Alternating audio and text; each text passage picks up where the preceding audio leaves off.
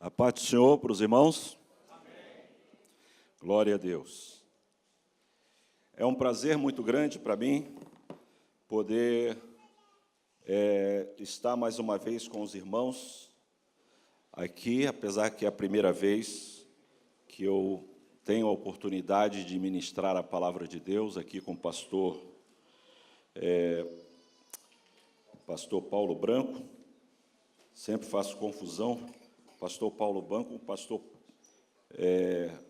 pastor Pinho, que trabalhei com ele na França, que hoje está em Águeda, reformado. Tenho a alegria também de rever o pastor Antônio Portugal, brasileiro com nome de português. Estranho, né? Acho que as origens dele, tudo indica que é aqui, né? Um brasileiro falando português, o português de Portugal,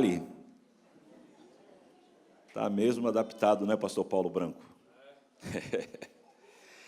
É uma alegria, irmãos, é uma alegria poder estar com os irmãos aqui, depois de muitos anos, na década de 70, nós tivemos aquela igreja que tem ali na Avenida do Brasil, eu não sei qual é o sítio ali, mas nós tivemos ali no início daquela obra, junto com o pastor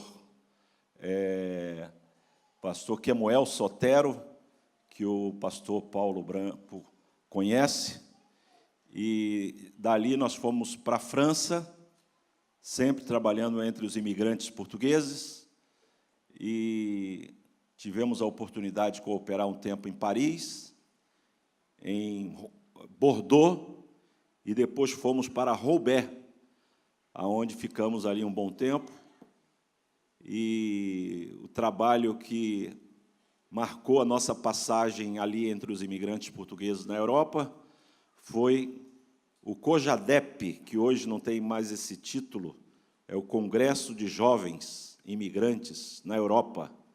Pela bondade de Deus, eu e o pastor Hermes Mendes fomos os primeiros coordenadores daquele congresso, que acontece todos os anos em cidades diferentes da Europa.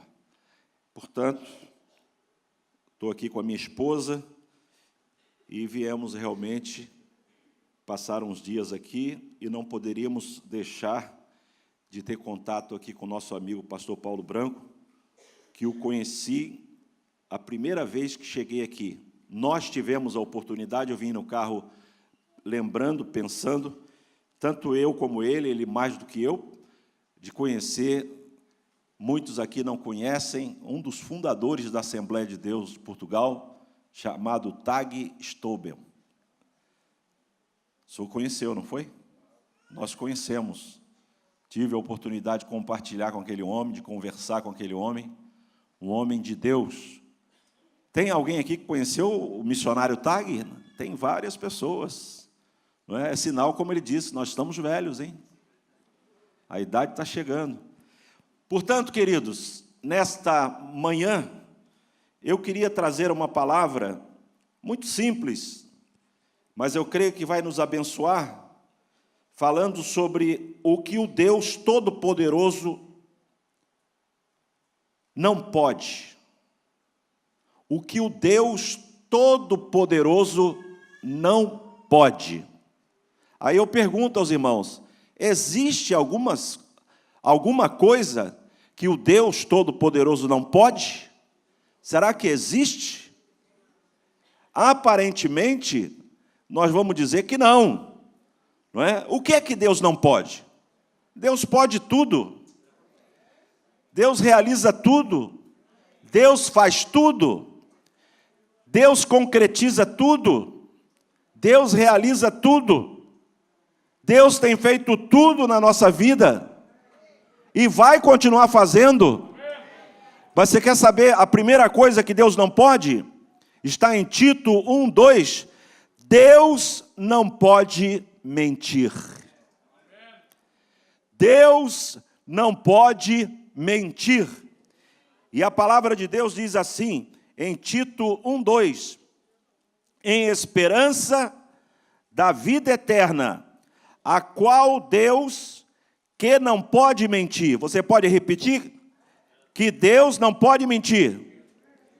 Diga comigo, a qual Deus não pode mentir.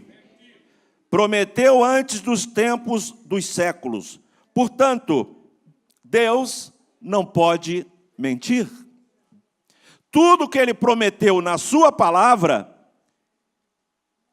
Ele tem cumprido e há de cumprir nas nossas vidas.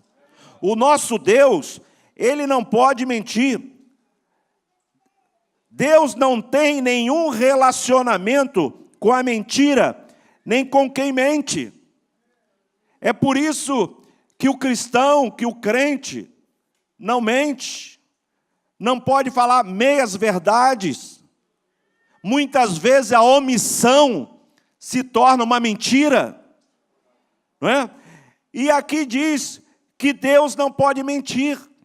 Ele não pode mentir porque Ele é a verdade.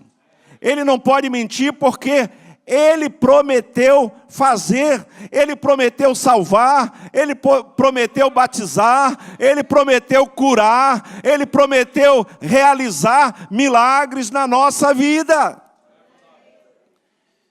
A Bíblia diz que o diabo é o pai da mentira.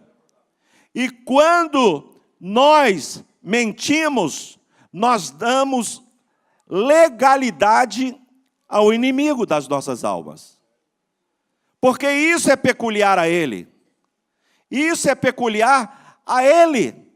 Mentir, enganar as pessoas, fazer com que as pessoas... Irmãos, existem pessoas que mentem tanto.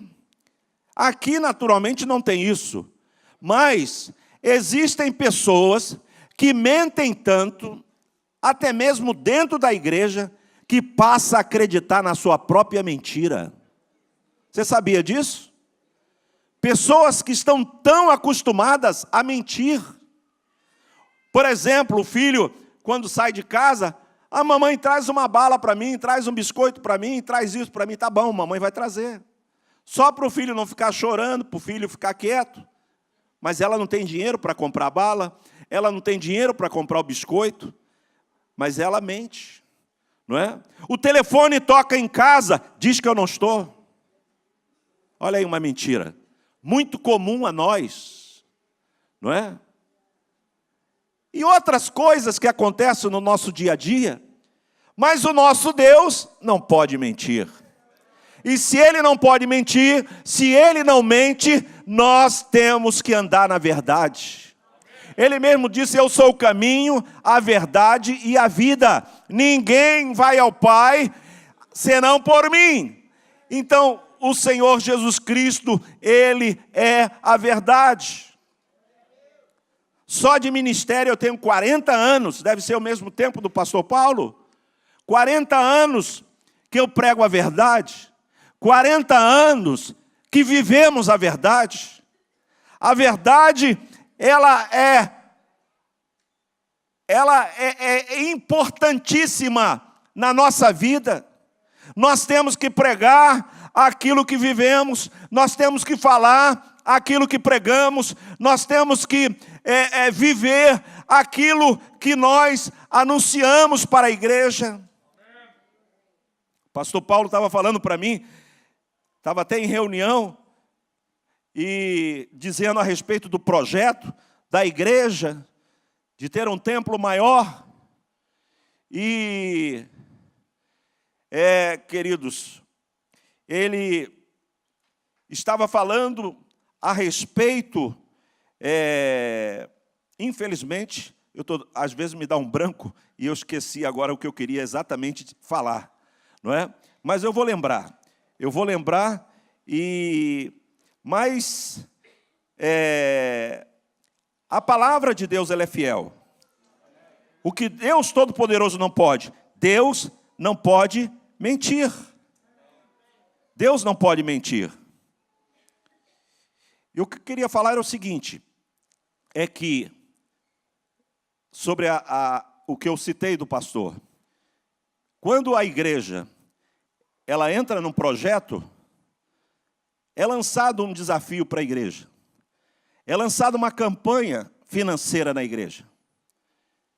Eu creio que aqui em Portugal também não existe isso. Mas lá no Brasil, às vezes, a gente vê isso e fica pensando como pode um pastor conseguir ficar à frente da igreja. Ele lança um desafio para um projeto. Irmãos, nós vamos fazer uma oferta, nós vamos fazer uma campanha em favor de nós comprarmos um carro, por exemplo. A igreja não tem um carro e nós vamos comprar um carro. E o pastor faz a campanha, os irmãos colaboram, os irmãos contribuem e o pastor não compra o carro. Não é? Aí daqui um pouco vem o mesmo pastor e faz outra campanha.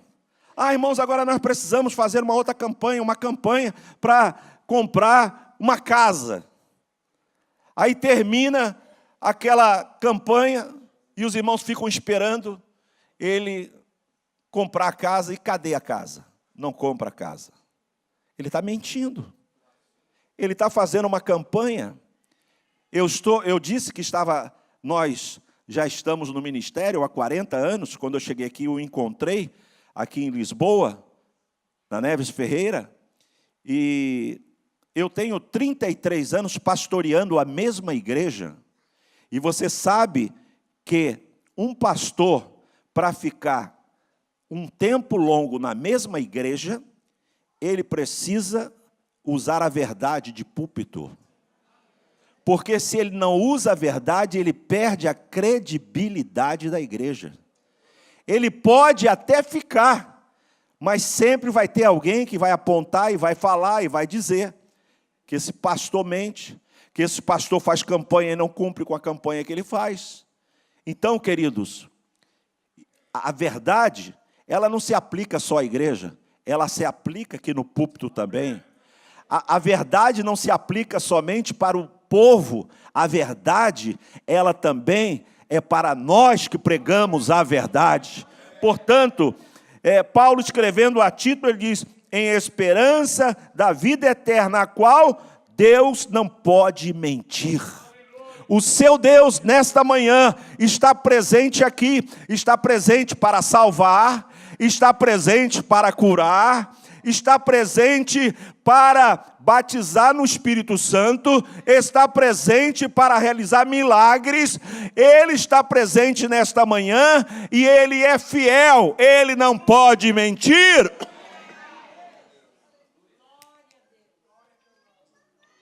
O nosso Deus é um Deus verdadeiro. Nós somos filhos da verdade. Quantos são filhos da verdade aqui? Quantos são filhos da verdade? Pode levantar a mão e glorificar o nome de Jesus. Em segundo lugar, o que o Deus Todo-Poderoso não pode. Deus não pode salvar pessoas que desprezam a sua graça.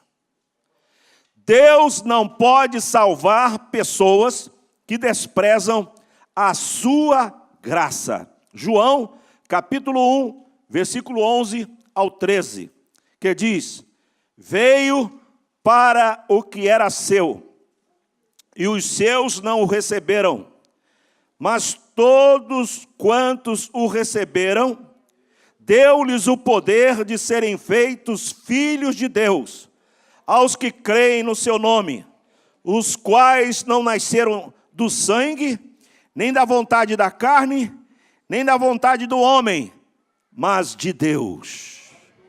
Deus não pode salvar pessoas que desprezam a sua graça. Veio para os seus, veio para os judeus, veio para o povo de Israel, mas eles rejeitaram e os gentios receberam.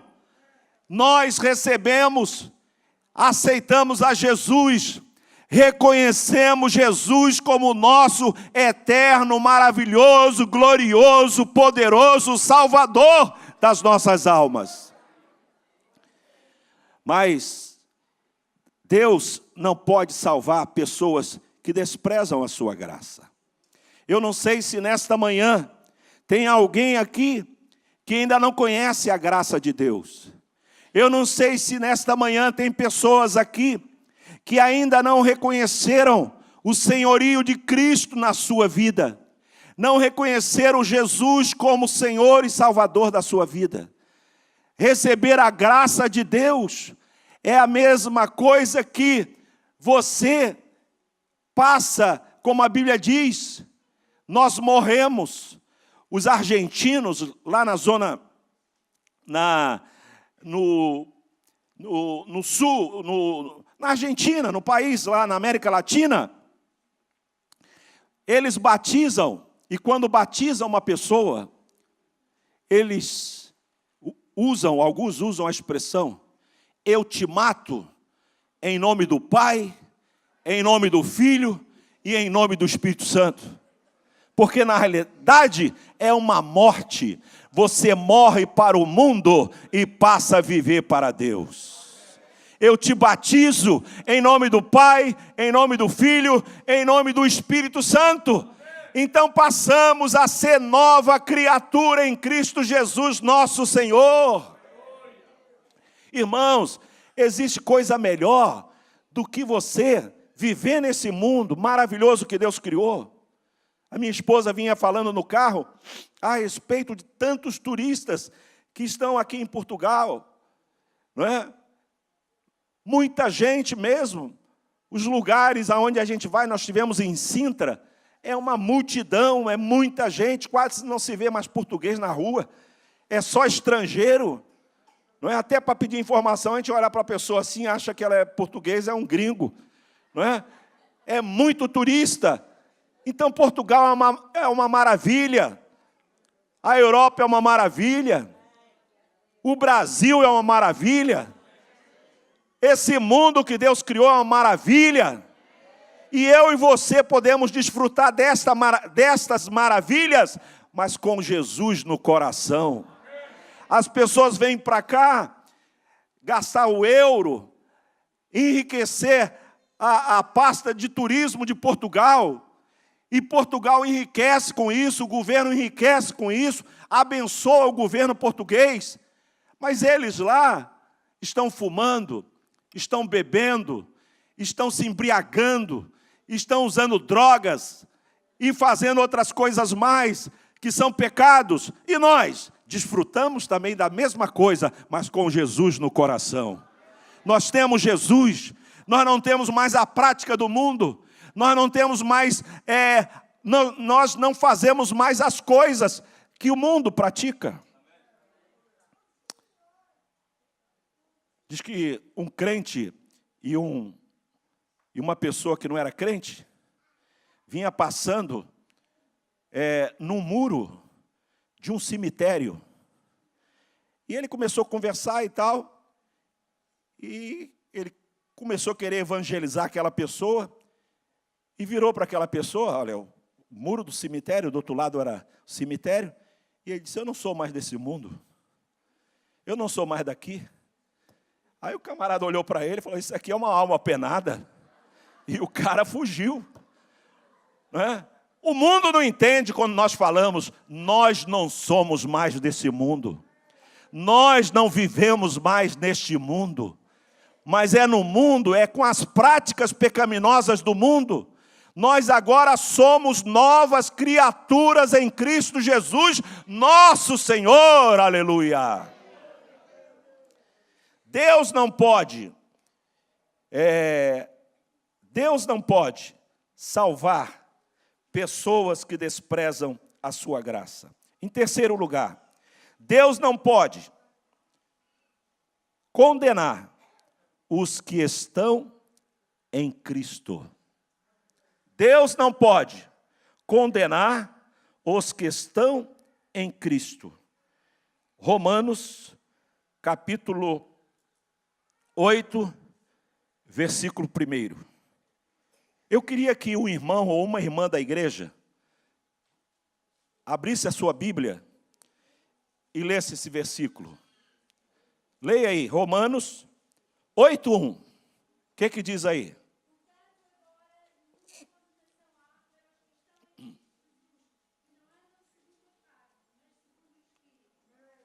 Amém, irmãos? Deus não pode condenar os que estão em Cristo. Portanto, agora nenhuma condenação há para os que estão em Cristo Jesus, que não andam segundo a carne, mas segundo o Espírito. Agora nenhuma condenação há para nós, que aceitamos a Jesus, que servimos a Jesus, que temos Jesus como nosso Salvador. Nenhuma condenação, não é? Estamos livres da condenação eterna. O inferno foi criado para o diabo e os seus anjos que o acompanharam, para Lucifer e os seus anjos que o acompanharam. O inferno não foi feito para o ser humano, o inferno não foi feito para o homem. E os irmãos sabem que as pessoas lá fora dizem, o inferno é aqui mesmo. Não existe inferno, existe inferno. E você sabia que a Bíblia fala mais do inferno do que outra coisa qualquer? A Bíblia fala o tempo todo sobre a realidade da eternidade sem Deus. Mas nós estamos aqui nesta manhã anunciando que Deus não pode condenar os que estão em Cristo. Portanto, agora nenhuma condenação há. Martinho Lutero, quando ele tinha rompido com tudo, quando ele tinha rompido com o clero, quando ele tinha rompido com Roma, Martinho Lutero estava no seu escritório e o inimigo apareceu para ele e começou a enumerar os seus pecados. Porque não é porque nós servimos a Deus que nós não pecamos. Nós pecamos por palavras, pensamentos e por obras. A todo momento nós pecamos. E Satanás estava acusando Martinho Lutero. E ele deixou que enumerasse os seus pecados. E ele começou a mostrar e falar. E por fim ele virou para Satanás, para o diabo, e disse, acabaram-se as suas acusações? Sim. E ele disse, mas você não sabe de uma coisa, que o sangue de Jesus Cristo, seu Filho, me purifica de todo o pecado. Em 1 João 1,7 diz, mas se andarmos na luz como Ele na luz está,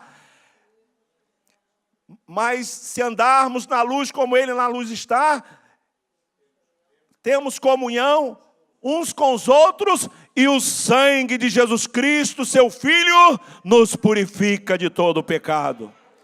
Mas se andarmos na luz como na luz Ele está, temos comunhão uns com os outros. O crente não pode ficar de mal com o outro. O crente não pode deixar de ter comunhão com o outro. O crente não pode deixar de participar da ceia do Senhor se não tem comunhão com os outros. Tem crente que participa da ceia zangado com o pastor, zangado com o irmão, briga com a esposa em casa, não fala com a esposa, está de mal com a esposa e vem para a ceia. Aí a Bíblia diz, há entre vós muitos fracos e doentes. Por quê? Porque não sabem discernir o corpo de Cristo. Porque não sabem discernir, não sabem entender que a Santa Ceia é uma comunhão com Deus e uma comunhão com a igreja. O crente, para ele estar bem verticalmente com Deus, ele primeiro tem que estar horizontalmente bem com os irmãos. Nós temos que estar horizontalmente bem uns com os outros. Comunhão uns com os outros, cumprimentarmos um com os outros. Esta tem que ser essa comunhão. Para você ter comunhão vertical, que é a comunhão com Deus, você precisa horizontalmente estar em comunhão com os irmãos. Uma das coisas que tem muitas coisas que eu admiro dos irmãos aqui, da igreja, é esse convívio que os irmãos têm. E lá na igreja, eu botei o convívio, pastor Antônio. E teve um tempo que eu tive que acabar com o convívio. Sabe por quê?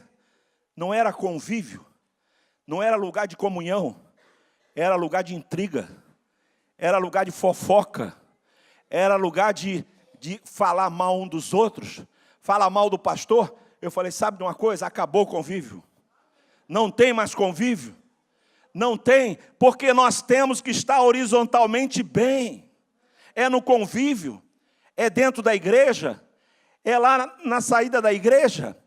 Como eu ouvi uma mensagem esses dias, dizendo que esta palavra, esta mensagem não é para aqui agora. Essa mensagem é quando você sair daquela porta para fora.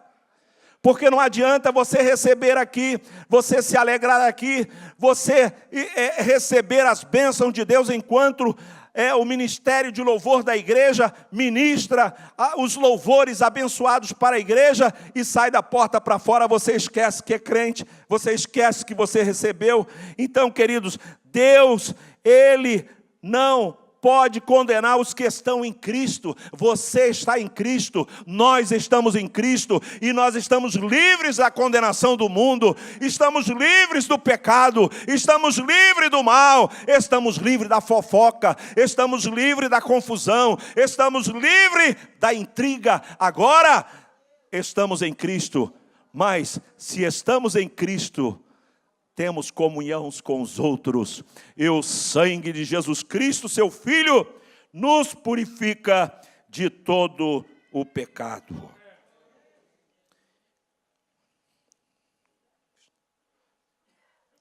Em quarto lugar, Deus não pode rejeitar a nossa oração.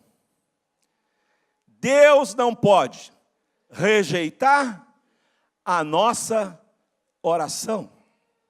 Quantos aqui têm tido resposta de oração? Quantos? Você pode levantar a mão e glorificar a Deus, fazer assim com a sua mão e agradecer a Deus porque Ele tem respondido às suas orações? A esposa do pastor está na Itália, mas ele está orando por ela e Deus está aguardando. Ela foi em paz e vai voltar em paz. Glória a Deus, aleluia. Tem alguém da sua família viajando. Tem alguém da sua família passando por algum problema.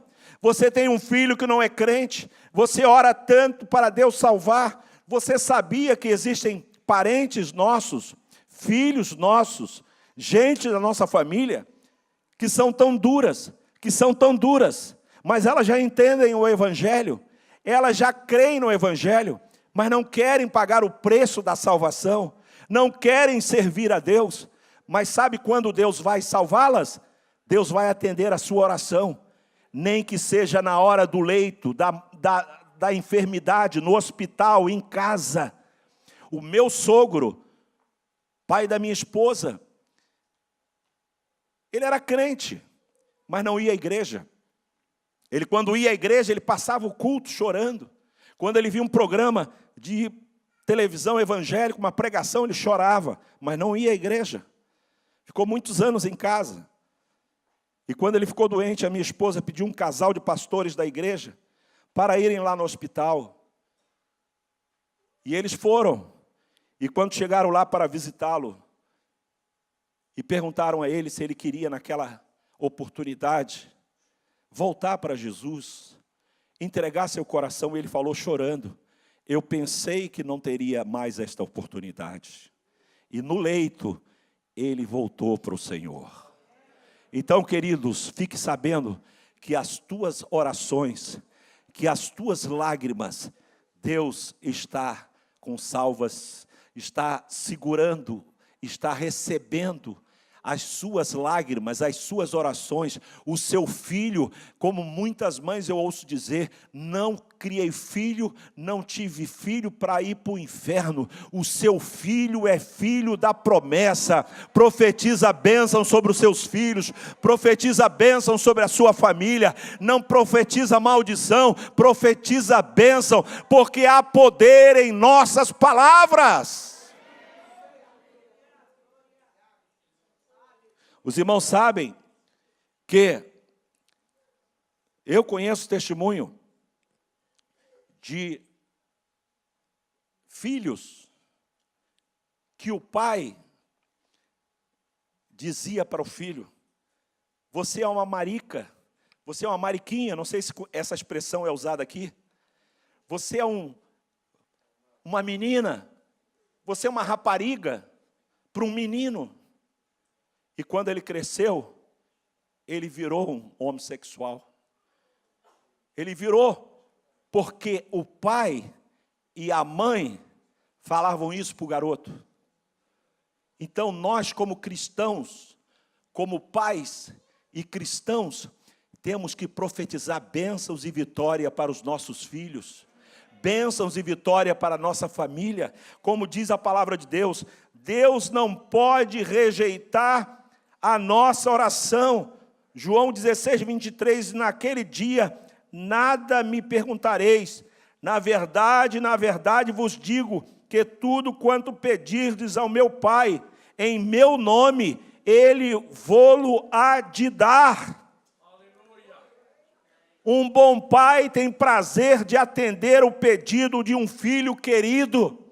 Quando um filho, ele pede ao pai alguma coisa, o pai tem prazer em dar. Se o pai ama o filho e a filha que tem, ele sempre está dando presente para o seu filho, ele sempre está abençoando o seu filho.